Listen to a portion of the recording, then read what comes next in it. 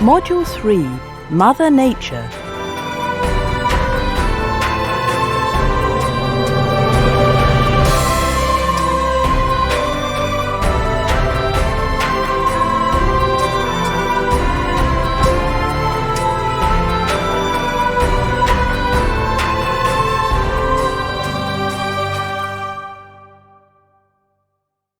Exercise 1, page 43.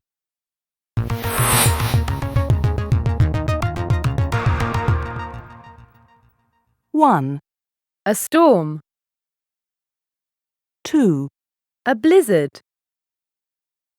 3, A hurricane. 4, A heat wave. 5. Thick fog. Exercise 2, page 43.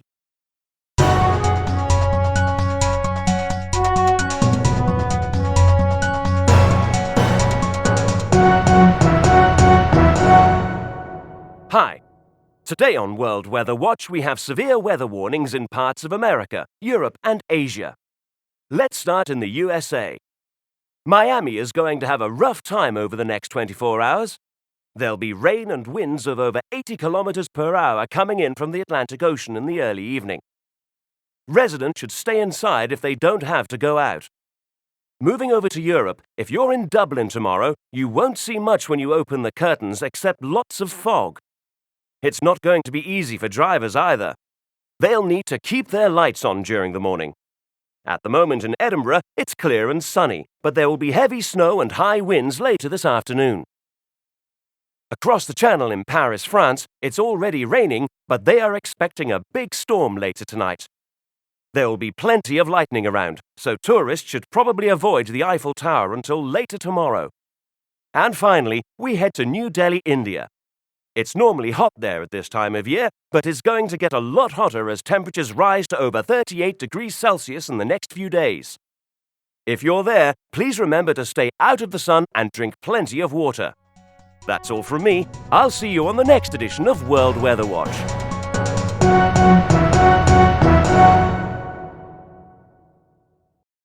A. Wild Places. Exercise 1, page 44.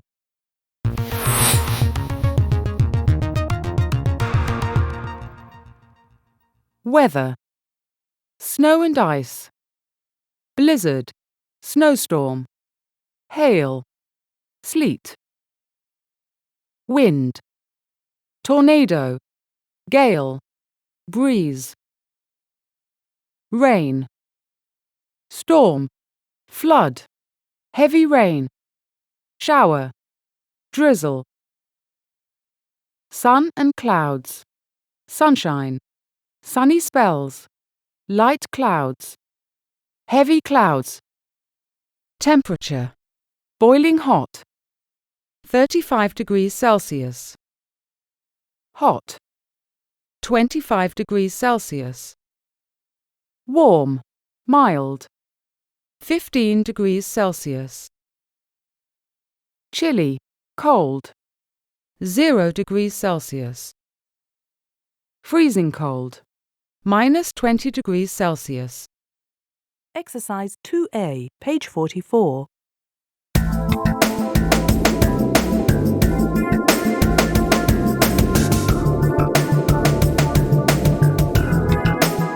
Mat of the Antarctic.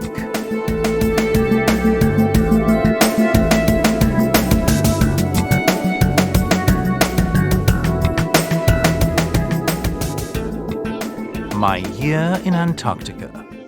Week 1. My Antarctic adventure begins. Hi everyone. Well, here I am at the Scientific Research Station in Antarctica, the coldest, windiest, and driest continent in the world. It's summer right now, so the weather is quite mild. It's 0 degrees Celsius today. There are still a lot of gales though, and of course the sun never sets in the summer, which is really weird. Despite the freezing cold, the scenery and wildlife here are incredible. There are seals everywhere, and yesterday I saw a humpback whale. Everyone is warning me about the winter here. The temperature will drop to about minus 40 degrees Celsius, and the sun won't rise at all. There will only be 20 of us, and we won't have any visitors for 7 months.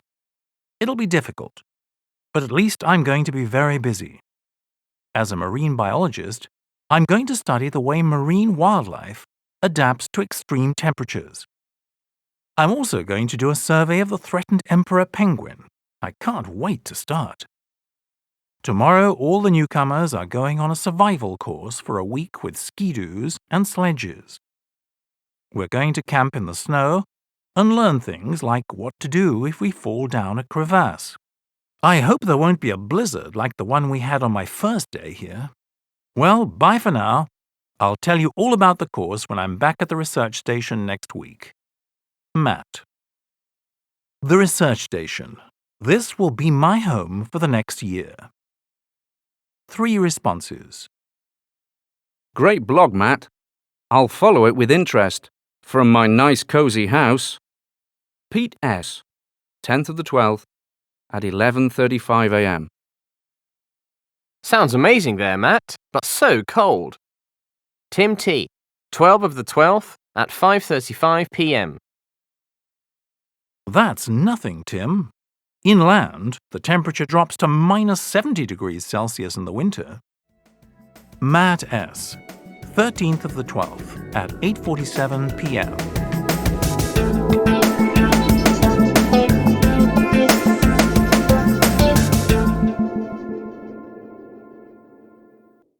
(3B) Extreme Outdoors. Exercise 1, page 46.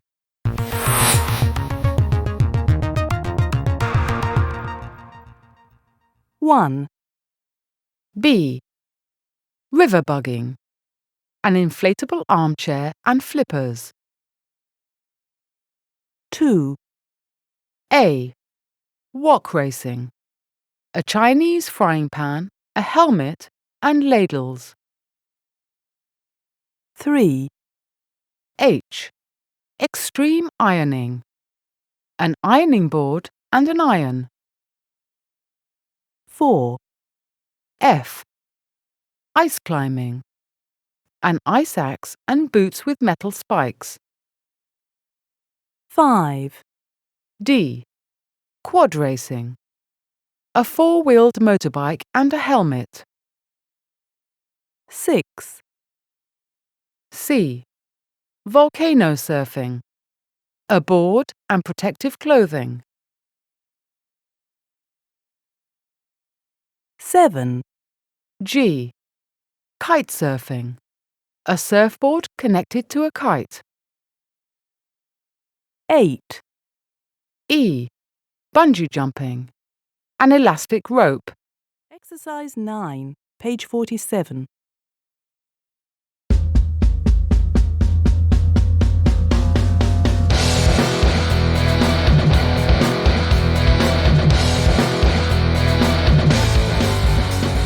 Extremely weird.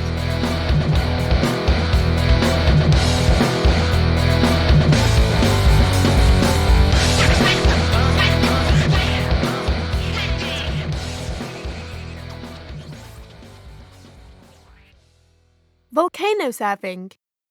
If you want to try this new craze, you'll have to travel to Nicaragua's Cerro Negro volcano. When this active volcano erupts, it throws out ash that's perfect for surfing on.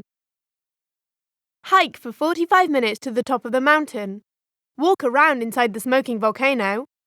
Then put on some protective clothing and fly down the slope at 50 kilometers per hour. If you sit down on your board, you'll go even faster. Wok racing. Imagine speeding down an icy track at 60 kilometers per hour in a Chinese frying pan.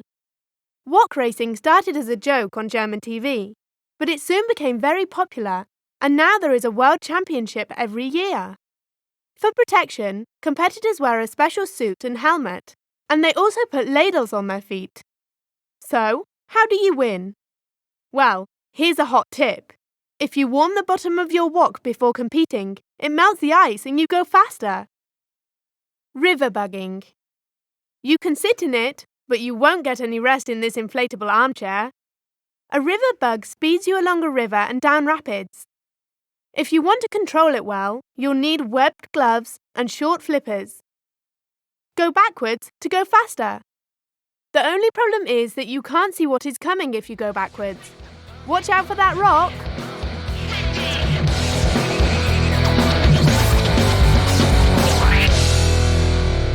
C. Culture Corner. Exercise 1, page 48.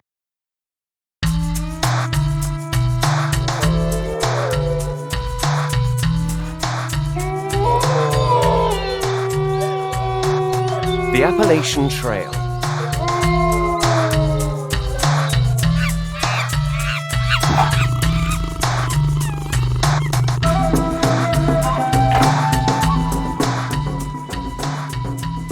If you want to hike through some of the most stunning scenery in North America, then the Appalachian Trail is for you.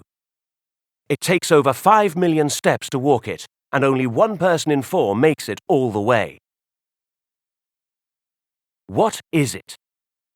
The Appalachian Trail is a footpath that runs through 14 states, from Mount Katahdin, Maine in the north to Springer Mountain, Georgia in the south. It follows the Appalachian Mountains through over 3,200 kilometers of incredible natural beauty. What can I see? The trail passes through forests and valleys, across mountaintops and down rocky paths. It's home to some wildlife you'll want to see, and some you'll want to avoid.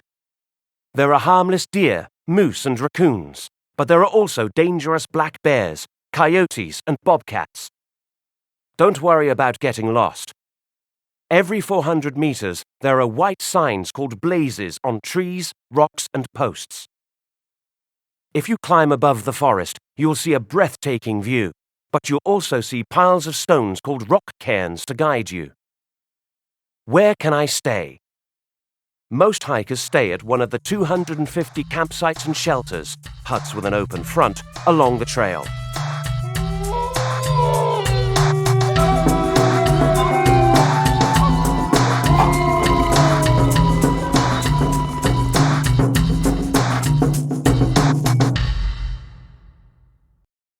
D.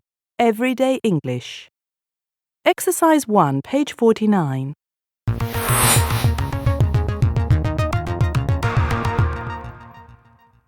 Hotel, youth hostel, self-catering apartment, ski lodge, bed and breakfast. Exercise 2A, page 49.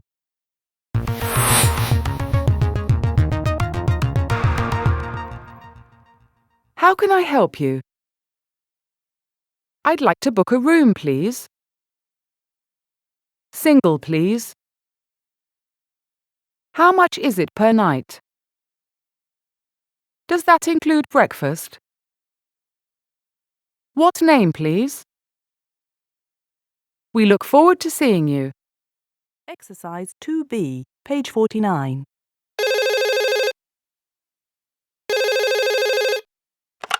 Good morning. Redridge Hotel. How can I help you? Hello. I'd like to book a room, please. Certainly. When for? 19th of June for 2 nights. Do you want a double or a single room? Single, please. Let me check what we have available. Yes, we have a room on the 3rd floor. Great. How much is it per night? It's £85. Does that include breakfast? Yes, it does. Okay. Can I book it then, please? Certainly. What name, please? Ethan Jones. Okay. Your booking reference is 6793581. That's 6793581. We look forward to seeing you. Thank you. Goodbye. Exercise 4, page 49.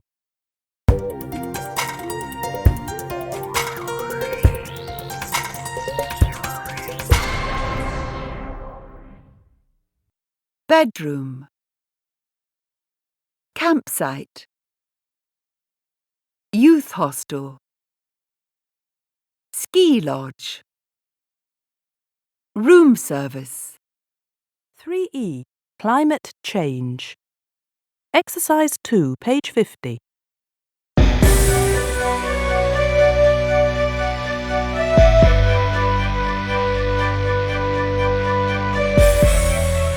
Global warning.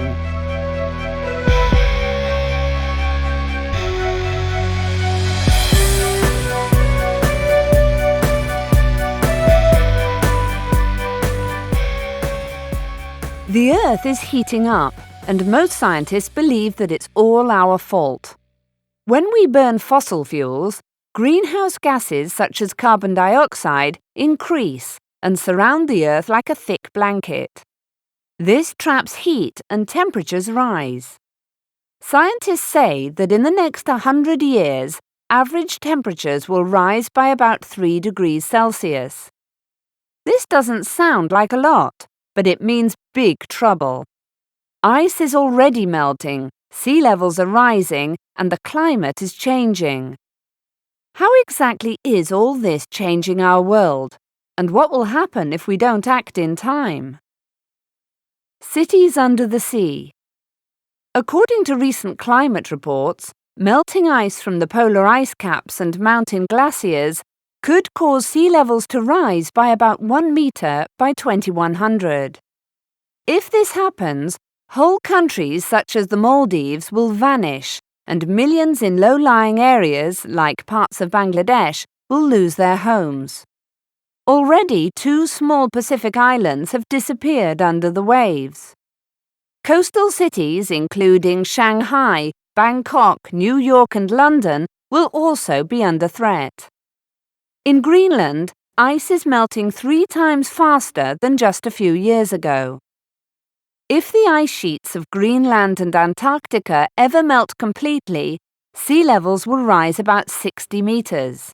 That's enough to cover almost every major city on Earth. Wildlife in great danger. Global warming is a serious threat to wildlife.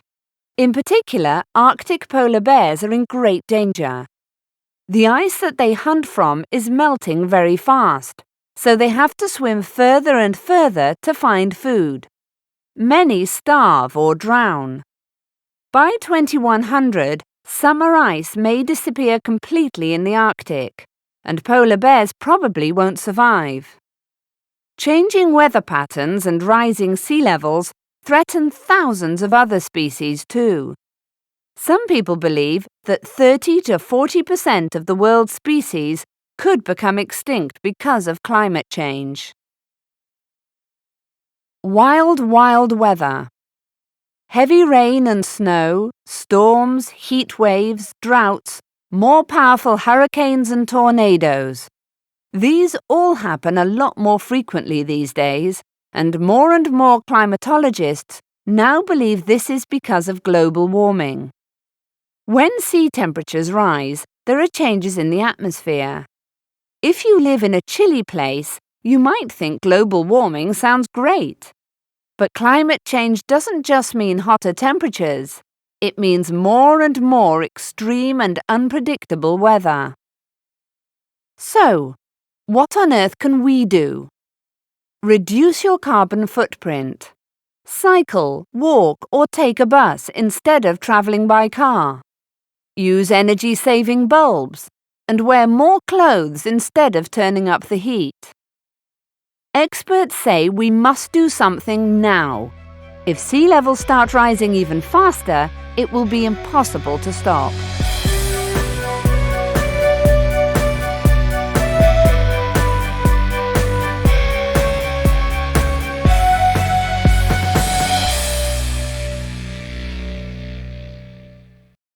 F. Survivors.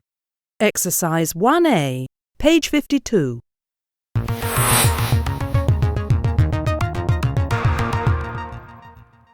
A. Map. B. Compass. C. Rope. D. Sunscreen. E. Life jacket. F. Sleeping bag. G. Insect repellent. H. Penknife. I. Torch. J. Tent.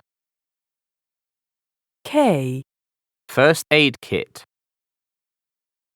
L, Lighter. M. Rucksack. Exercise 8, page 53.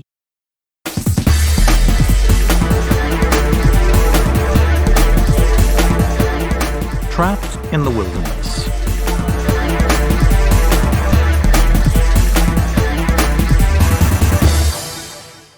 Blake Stanfield was so excited about his father's birthday surprise, a rafting trip in Alaska, but it turned into a terrifying 5-day fight for survival. On a beautiful warm day in June 2003, Blake Stanfield decided to take his father, Neil, on a trip into the Alaskan wilderness. On their first morning, they set off together down the Koyukuk River on their raft. They had only traveled a few miles down the river when, to their horror, they saw a huge wall of ice in front of them. Their raft crashed into the ice, and the men fell into the freezing cold water.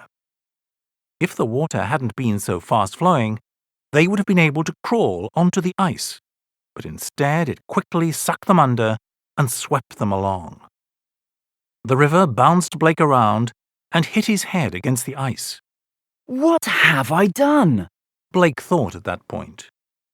But just then he surfaced and saw his father holding on to an oar. Freezing cold and with Neil suffering from hypothermia, the two men made their way to the shore. Blake quickly lit a fire. He knew his father would die from the cold if he didn't get warm soon. He also took a penknife and made a shelter out of branches. The next morning, Blake knew that he had to get help, as they had lost all their supplies, their food, tent, and clothes. He left his father and made his way towards a town 104 kilometers away, singing loudly to scare off bears. He even caught and ate ants and spiders to give him strength. But there was a problem. When he reached a river, he realized it was too wide for him to swim across without getting hypothermia. Meanwhile, Neil was also fighting to stay alive. One time he fell asleep and woke up just in time to keep his fire alight. By Monday, both men were getting weaker and weaker from lack of food. If only I hadn't left my father, Blake thought. But then he had an idea. If he built a signal fire, any planes flying overhead would hopefully see him.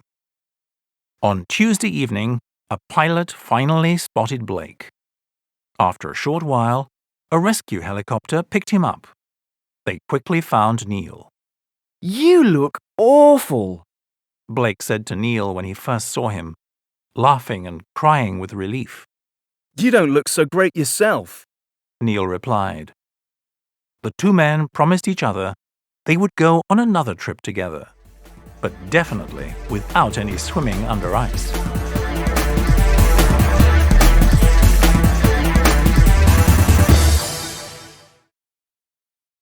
(3G) Skills. Exercise 1A, page 54.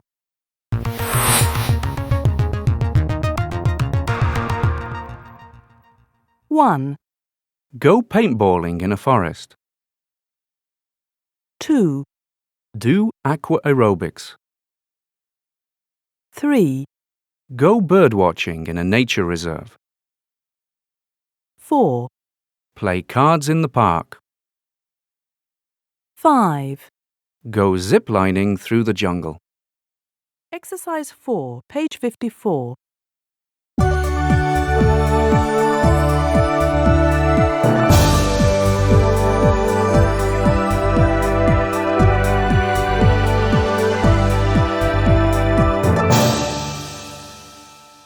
And tonight on Teen Scene, we have George Tanner. George runs the Bayside Community Centre and is organising a trip to an adventure camp this June. So, George, tell our listeners all about it. OK, Steve. Well, we're really excited about the trip. Usually, we go just for a weekend, but we had such a good time last June that we're going for a whole week this year. Now, There's a fantastic variety of activities at the camp. There are the old favourites, of course, like horse riding on the beach and caving. But this year, there are some new activities too, like paintballing and zorbing. Paintballing in the forest is something I used to do when I was at university, so I can't wait to try it again. In teams, you run through the forest and try to shoot each other with a ball of paint. It's fun, but if you get hit, it really hurts. And what's zorbing, George? Oh, it's fantastic, Steve. You get inside a huge plastic ball, and someone pushes you down a hill. You have to see it to believe it, but I promise it's fun. If you prefer to do something more relaxing, though, then there are also yoga classes on the nearby beach, and golf. There's also aqua aerobics in the swimming pool every day. This is really great for people who don't usually do a lot of exercise. It's easy, but great for the body. As for accommodation, well, forget luxury hotels and apartments. We'll camp in tents in the forest, which is a lot of fun. So, if you're between 13 and 19 years old and you'd like to have an adventure this summer, why not join us at the camp? Just drop by at the community centre and sign up any time between now and the 1st of May. Our address is 15 Treetops Avenue, Staplefield. Both our address and telephone number are also on the Staplefield Community Centre website. Wow, that sounds like a lot of fun, George. Thank you very much for coming on the show. You're welcome, Steve.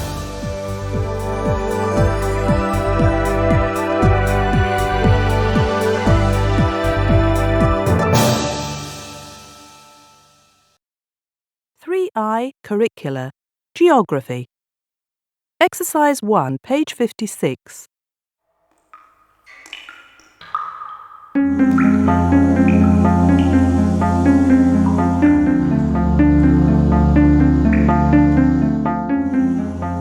Caves.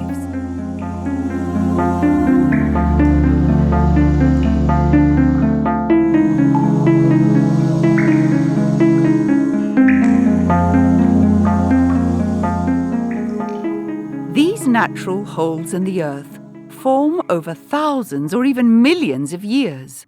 There are lots of different types of caves, such as ice, sea, limestone, chalk, salt, and even lava caves. Different caves form in different ways.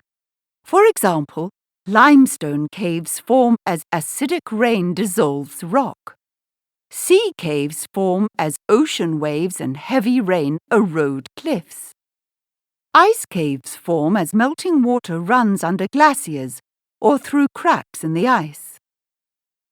In many limestone caves, stalactites grow slowly from the ceiling as calcite from dripping water hardens.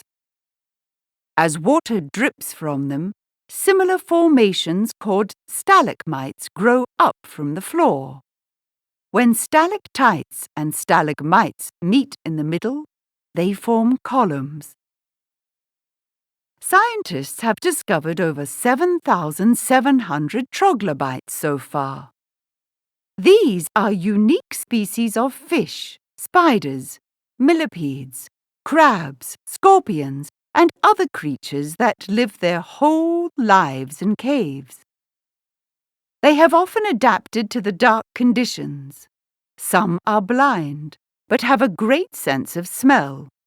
Others survive for a long time, such as the cave crayfish, which can live for 175 years.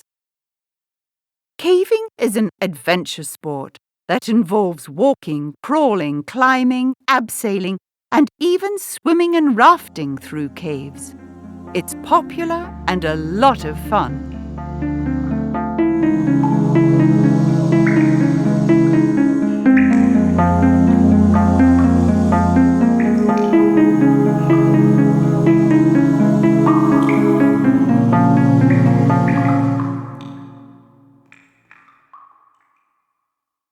Skills 3, Exercise 1B, page 58.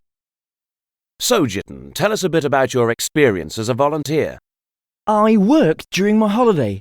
helping to improve community facilities in Rajasthan, India. We worked in small teams, building houses or repairing and painting schools and childcare centres. In return for our hard work, the other volunteers and I were able to experience the local culture firsthand and enjoy the region's spectacular scenery. My experience with this project has been amazing. I have really enjoyed my time here, and the company's advice and support has been brilliant. Are there many ways that you can make a difference during your summer break? Sure there are. In Latin America, you could volunteer at a surf school. These schools offer free surfing and skateboarding lessons to local youths who cannot afford to buy their own equipment. All you need is basic Spanish and lots of energy, of course. What if someone wants to work with animals? If you prefer to work with animals, why not help to care for sick and injured elephants?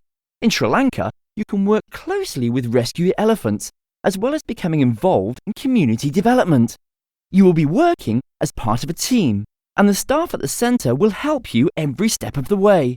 What's more, you'll have the weekends off to explore the beaches and ancient cities with your new friends. Volunteer holidays are just for single people, aren't they? Not at all. Many organisations now encourage families to volunteer together. One of these is the National Trust, a British conservation charity. They now offer holidays for 2 adults and up to 3 children aged between 8 and 16 years. The National Trust also combine their environmental work with popular hobbies and interests. One example is their holiday in Erdig, Wales, where digital photography is taught alongside the programme of woodland management and tree planting. What are you planning to do next, Jitten? I want to go to Estonia. The worldwide organisation WWOOF, Worldwide Opportunities on Organic Farms, has started a new branch there. It was actually started by a group of students who were concerned about the environment. In return for doing work on their host farm, woofers receive accommodation, meals, and the opportunity to learn about organic lifestyles. Working holidays can open your eyes to different cultures, and you will come back with more than a suntan. Try it! Exercise 4, page 59. Hello. Could I have some information, please? Yes, certainly. My family would like to go on holiday in the area, and we would like to know what kind of hotel resorts there are near the beach. Let's see. There's the Golden Palace. It's got over 300 rooms, many with a sea view. It is a fine resort, and it's right next to a beautiful sandy beach with shallow water, which is good for children. Of course, it also has a swimming pool. Does it have water sports facilities? No, it doesn't, but there are a lot of things you can do. It's got table tennis, beach volleyball, and so on. Okay. Are there any other resorts? The Grand Beach Resort has got windsurfing, jet skiing, scuba diving, and so on. And it has also got 3 swimming pools. Good. How far is it from the town? Oh, it's only about 10 minutes on foot from town. Great. Could you tell me if there are any good restaurants nearby? Yes. As I said, the town's only 10 minutes away. It's got some lovely restaurants that are well known for their fresh fish and other seafood dishes. There's some great pizzerias there too. Excellent. Then there is the Paradise Club Resort. It's smaller but famous for its nightlife and parties. The staff organise sports activities all day long. They don't have many water sports though. It's got its own huge restaurant that serves a range of dishes, and it's got a cinema. Okay. Thank you very much for your help. I think the Grand Beach Resort would be the best choice for my family, because my parents can relax around the pool during the day while my brother and I do water sports. And in the evening, we could head into town and eat at one of the fish restaurants. Exercise 1, page 60.